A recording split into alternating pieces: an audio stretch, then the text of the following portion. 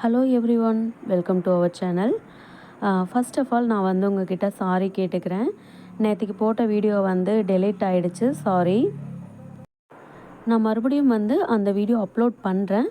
But வந்து வேற ஒரு வீடியோவாக நான் வந்து சொல்கிறேன், ஓகேங்களா? இந்த வீடியோ வந்து பார்த்துட்டிங்க அப்படின்னா ஒரு 36 இன்ச் ப்ளவுஸ் தான், ஓகேங்களா? இத்தனை நாள் உங்களுக்கு ஃபார்முலா சொல்லி கொடுத்தேன் இல்லைங்களா, அந்த ப்ளவுஸோட கட்டிங் தான் இது. வந்து கஸ்டமரோட ப்ளவுஸ் தான். நீங்கள் வந்து சும்மா கட் பண்ணி காட்டுறேன் அப்படின்னு நினச்சிக்காதீங்க. இது சீரியஸாகவே வந்து கஸ்டமரோட ப்ளவுஸ். இது வந்து கோயிலுக்கு போட்டு போகிற ப்ளவுஸ் தான். நிறைய ப்ளவுஸ் வந்து இப்போ ஆர்டர் வந்திருக்கு. மார்கழி மாதம் இல்லைங்களா, கோவில் சீசன், எல்லோரும் கோவிலுக்கு மாலை போட்டு போவாங்க இல்லைங்களா, அவங்களோட ப்ளவுஸ் தான். அதில் வந்து பார்த்துட்டிங்கன்னா 36 இன்ச் ப்ளவுஸ் வந்து வந்தது. ஸோ உங்களுக்கு வந்து எக்ஸ்பிளைன் பண்ணிடலாம் அப்படிங்கிறக்காக நான் வந்து எடுத்திருக்கேன். இப்போது இந்த ப்ளவுஸில் வந்து பார்த்துட்டிங்கன்னா நான் 5.5 இன்ச் தான் வந்து ஷோல்டர் வைக்கிறேன். நான் வந்து ஆல்ரெடி சொல்லியிருந்தேன் இல்லைங்களா, 36 இன்ச் ப்ளவுஸ்க்கு 5.5 இன்ச் இல்லைன்னா 6 இன்ச் வைக்கலாம் அப்படின்னு சொல்லியிருந்தேன். 5.5 இன்ச் வச்சா என்ன ரூல்ஸ், 6 இன்ச் வச்சா என்ன ரூல்ஸ் அப்படிங்கிறதையும் நான் வந்து உங்களுக்கு எக்ஸ்பிளைன் பண்ணியிருந்தேன். இதில் வந்து நான் 5.5 இன்ச் வச்சு காட்டுறேன், ஓகேங்களா? நான் வந்து ஆம்கோலோட லென்த் வந்து பார்த்துட்டிங்கன்னா 6 இன்ச் வைக்கிறேன். ஹைட் வந்து பார்த்துட்டிங்கன்னா மொத்தமாக 14 இன்ச், அதாவது ரெடி அளவு வந்து 13.5 இன்ச் ப்ளஸ் ஒரு 1/2 இன்ச்சு ஸ்டிச்சிங்க்கு. செஸ்ட் ரவுண்டு பார்த்துட்டிங்கன்னா 10 இன்ச்சும் அதுக்கப்புறம் வந்து ஒரு 2 இன்ச்சும் வந்து ஸ்டிச்சிங் அலவன்ஸ்க்காக. இவங்க வந்து என்னோட ரெகுலர் கஸ்டமர். நம்மக்கிட்ட தான் எப்பவும் ப்ளவுஸ் கொடுப்பாங்க. அவங்களுக்கு வந்து நான் இந்த மெத்தடில் தான் ஸ்டிச் பண்ணி கொடுப்பேன். இங்கேயும் துளி சுருக்கம் கூட அவங்களுக்கு இருக்காதுங்க, அவ்வளோ ஃபிட்டிங்காக இருக்கும். நெக்ஸ்ட்டு வந்து நெக்கோட வித்து பார்த்துட்டிங்கன்னா நான் 2.25 இன்ச் வந்து மார்க் பண்ணிக்கிறேன். அதே மாதிரி வந்துட்டு கீழே தள்ளி 2.25 இன்ச் மார்க் பண்ணிவிட்டு இந்த மாதிரி ஒரு லைன் ஒன்று நான் வந்து போட்டுக்கிறேன். இது வந்து நல்லா நெக் வந்து எப்படி இருக்கணும் அப்படின்னாங்கன்னா ரவுண்ட் ஷேப்பில் நல்லா ப்ராடாக அழகாக இருக்கணும் அப்படின்னு சொல்லிட்டாங்க. அதனால் நான் வந்து என்ன பண்ணுறேன் அப்படின்னா 7 இன்ச் வந்து நெக்குக்கு வச்சுட்டு 6 இன்ச்சில் வந்து மறுபடியும் ஒரு லைன் வந்து போட்டுக்கிறேன். இது எதுக்காக அப்படின்னு பார்த்துட்டிங்கன்னா நெக்கு ப்ராடாக வரணும் இல்லைங்களா, அதுக்காக.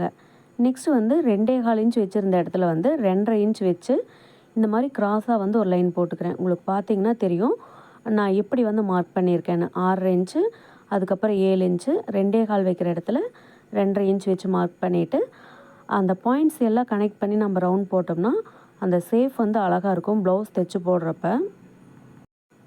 நெக்ஸ்ட்டு வந்து பார்த்துட்டிங்கன்னா நம்ம ஆம்கோல் பாயிண்ட் வந்து நான் சொன்னேன் இல்லைங்களா, அதுதான் இப்போ போட போகிறோம். 5.5 இன்ச் வச்சோம் அப்படின்னா 1.5 இன்ச் வைக்கணும், சரிங்களா? அதுதான் இப்போ வந்து பார்த்துட்டிங்கன்னா நான் 5.5 இன்ச் தான் ஷோல்டர் வச்சுருக்கேன். அதனால் ஆம்கோல் பாயிண்ட் வந்து பார்த்துட்டிங்கன்னா 1.5 இன்ச் வச்சுக்கிறேன். நெக்ஸ்ட் வந்து இந்த ஃப்ரெஞ்ச் கர்வ் வச்சு அந்த 1.5 இன்ச் மார்க் பண்ணியிருக்க இடத்துலேருந்து ரவுண்ட் ஷேப் கொடுத்துக்கலாம். எனக்கு வந்து ஆம்கோல் வந்து எவ்வளோ இருக்கும் அப்படின்னு பார்த்துட்டிங்கன்னா 9 இன்ச், சரிங்களா? ரெடி அளவே வந்து 9 இன்ச்சு. நம்ம வந்து மெஷர்மெண்ட் பண்ணிக்கலாம் கரெக்டாக இருக்கா அப்படின்னு சொல்லிட்டு. ஸோ எனக்கு வந்து 9 இன்ச் கரெக்டாக இருந்தது. ப்ளவுஸ் கட்டிங் பொறுத்த வரைக்கும் நாம் ஒரு சின்ன சின்ன விஷயங்களை வந்து மைல்யூட்டாக கவனிக்கணும், சரிங்களா? இப்போ பாருங்கள், நான் எடுத்த எல்லா மெஷர்மெண்ட்டுமே கரெக்டாக எல்லா இடத்துலையே வந்து பர்ஃபெக்டாக இருந்திருக்கு, சரிங்களா? ஸோ இவ்வளோ தான். ப்ளவுஸ் கட்டிங் அப்படிங்கிறது வந்து பெரிய கஷ்டம் அப்படிங்கிறதெல்லாம் ஒன்றுமே கிடையாது. ரொம்ப ரொம்ப ரொம்ப ஈஸிங்க. ஸோ ஒரு விஷயத்தை நம்ம எப்படி கேட்சப் பண்ணுறோம் அப்படிங்கிறதுல தான் முக்கியமான விஷயமே இருக்குது. இப்போ வந்து பேக் பீஸ் வந்து ரெடி ஆகிடுச்சு, பார்த்திங்கன்னா ரொம்ப நீட்டாக வந்து இருக்குது. ஸோ நெக்ஸ்ட்டு வந்து நம்ம என்ன பண்ணலாம் அப்படின்னா ஸ்லீவ் வந்து கட் பண்ணி எடுத்துடலாம். நான் ஆல்ரெடி சொல்லியிருக்கேன், ஸ்லீவ் கட் பண்ணுறப்போ நான் அந்த டிப்ஸ் வந்து சொல்கிறேன், சரிங்களா? மார்க் பண்ணுறப்போ வந்து சொல்கிறேன். ஸ்லீவ் வந்து இந்த மாதிரி 4ஆக ஃபோல்டு பண்ணி போட்டுக்கோங்க. போட்டுட்டு கீழே எட்ஜஸ், அதாவது ஃபஸ்ட்டு ஃபோல்டிங்காக வந்து ஒரு மார்க் பண்ணிவிட்டு செகண்ட் ஃபோல்டிங் லைனும் வந்து போட்டுக்கோங்க. நான் பேக் சைடில் வந்து பார்த்துட்டிங்கன்னா 5.5 இன்ச் வச்சுருந்தேன் ஷோல்டர் வந்து, சரிங்களா? இப்படி 6 இன்ச் வர வேண்டிய இடத்துல 5 இன்ச்சு நான் ஷோல்டர் வைக்கிறப்போ ஸ்லீவில் கண்டிப்பாக வந்து சில சேஞ்சஸ் வந்து நான் பண்ணி ஆகணும். இல்லை அப்படின்னா அந்த ஸ்லீவோட லென்த்து வந்து கம்மியாகும். அதோடு வந்து பார்த்துட்டிங்க அப்படின்னா அந்த ஸ்லீவ் ரவுண்டு வந்து ஆம்கோல் சைடுகிட்ட வந்து சுருண்டு வர ஆரம்பிக்கும். ஸோ அதையெல்லாம் நான் கவனத்தில் வச்சுட்டு தான் ஸ்லீவ் வந்து கட்டிங் போட ஆரம்பிக்கணும். ஸோ அந்த விஷயத்தை நான் எப்படி வந்து கரெக்ட் பண்ண போகிறேன் அப்படின்னா, நான் வந்து ஷோல்டருக்கு 5.5 இன்ச் வச்சேன் இல்லைங்களா, அந்த 5.5 இன்ச்சை வந்து நான் ஸ்லீவ்கிட்ட வந்து கரெக்ட் பண்ணி ஆகணும். அப்போ வந்துட்டு ஸ்லீவில் நார்மலாக இருக்கிற ஹைட்டை விட ஒரு 1/2 இன்ச் வந்து அதிகம் வச்சுக்கலாம், சரிங்களா? எனக்கு ஸ்லீவ் வந்து பார்த்துட்டிங்கன்னா 7 இன்ச் தான் ரெடி மெஷர்மெண்ட். ஸோ ஸ்டிச்சிங்க்காக ஒரு 1/2 இன்ச் சேர்த்துனா 7.5 இன்ச்சு தான் வரும். ஆனால் நான் ஸ்லீவோட லென்த் வந்து பார்த்துட்டிங்கன்னா 8 இன்ச் வச்சுருக்கேன். ஷோல்டர்கிட்ட ஒரு 1/2 இன்ச் வந்து நம்ம குறைச்சோம். அதை வந்து ஸ்லீவில் வந்து அதிகப்படுத்தி நம்ம வந்து மார்க் பண்ணியிருக்கோம். ஓகேங்களா? இப்போ அதுலேருந்து தான் நம்ம மெஷர்மெண்ட்ஸ் வந்து எல்லாமே எடுக்கணும்.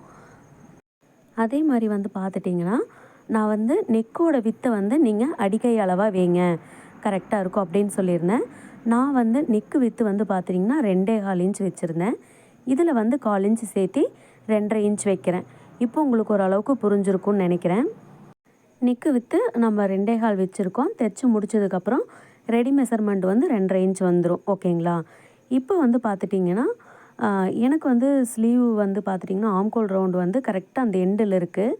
ஸோ அதனால் வந்துட்டு கண்டிப்பாக ஜாயின் போட்டு தான் ஆகணும்.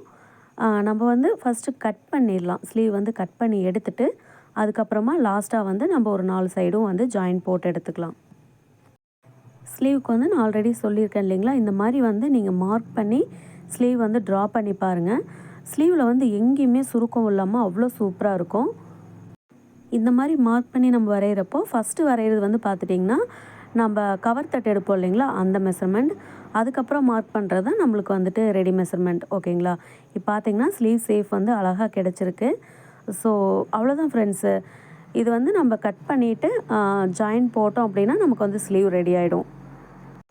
இப்போ வந்து ஸ்லீவ் நான் கட் பண்ணி எடுத்துகிட்டு நாட்சஸ் எல்லாம் வந்து எங்கெங்கே போடணுமோ அங்கெல்லாம் வந்து நான் நாட்சஸ் போட்டுக்கிறேன். ஏன்னா வந்துட்டு ஃப்ரண்ட்டு பேக்கும் இதில் வந்து மாறிடக்கூடாது. ஏன்னா நம்ம இந்த மாதிரி ஸ்லீவ் கொட்டு போடுறப்போ வந்து 2 சைடும் சேமாகவே வச்சு போட்டுருவோம். அப்போ என்ன ஆகுன்னு பார்த்துட்டிங்கன்னா, ஃப்ரண்ட்டு வந்து ஒரு சைடு கரெக்டாக வந்துடும். இன்னொரு ஃப்ரண்ட் சைடு வந்து பேக் சைடு போகிற மாதிரி நம்ம மாற்றி அடிச்சிருவோம்.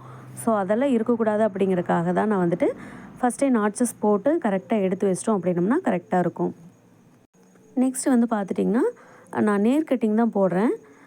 ஏன்னா வந்துட்டு கிராஸ் கட்டிங்க்கு கண்டிப்பாக இடம் பத்தாது. நேர் கட்டிங்க்கே வந்துட்டு இதில் எனக்கு ப்ளேஸ் வந்து கன்வீனியண்ட்டாக இல்லை. ஸோ அதுக்கு தகுந்த மாதிரி அட்ஜஸ்ட் பண்ணி தான் தைச்சாகணும். அதனால் வந்துட்டு நான் என்ன பண்ணுறேன் அப்படின்னா, ஸ்ட்ரெயிட் கட்டே வந்து போட்டுக்கிறேன். இவங்க வந்து எப்படின்னு பார்த்துட்டிங்கன்னா, கிராஸ் கட்டிங்காக இருந்தாலும் போட்டுக்குவாங்க, நேர் கட்டிங்காக இருந்தாலும் போட்டுக்குவாங்க. ஸோ அதனால் இவங்கக்கிட்ட வந்து அந்த ப்ராப்ளம் கிடையாது. அவங்களுக்கு வந்து ஃபிட்டிங்காக இருந்தால் மட்டும் போதும். இன்ஃபேக்ட் சொல்ல போகணுன்னா, ஸ்ட்ரெயிட் கட்லேயும் நம்ம வந்து ஃபிட்டிங் நீட்டாக கொண்டு வரலாம். இப்போ வந்து பார்த்துட்டிங்கன்னா, எல்லா சைடும் நான் வந்து கரெக்டாக மார்க் பண்ணி எடுத்துக்கிறேன். ஆம்கோல் சைடு மட்டும் பார்த்தீங்க அப்படின்னா, கட்டிங் போட்டு எடுத்துடுறேன். அதாவது பேக் பீஸ் இருக்கிற அளவுக்கு வந்து கட் பண்ணி எடுத்துட்டு, அதுக்கப்புறம் ஒரு 1/4 இன்ச் வந்து நம்ம கவர் தட்டு எடுத்துக்கலாம். இப்போ வந்து பார்த்துட்டிங்கன்னா, ஆம்கோல் சைடு வந்து நான் கட் பண்ணி எடுத்துட்டேன். நெக்ஸ்ட்டு சைடில் வந்து ஒரு 1/2 இன்ச் விட்டு நான் வந்து கட் பண்ணிக்கிறேன். இன்னொரு ப்ராப்ளம் இந்த ப்ளவுஸில் கட்டிங்கில் என்னென்னு பார்த்துட்டிங்கன்னா, சைடில் வந்து எனக்கு கிளாத்தே கிடையாது.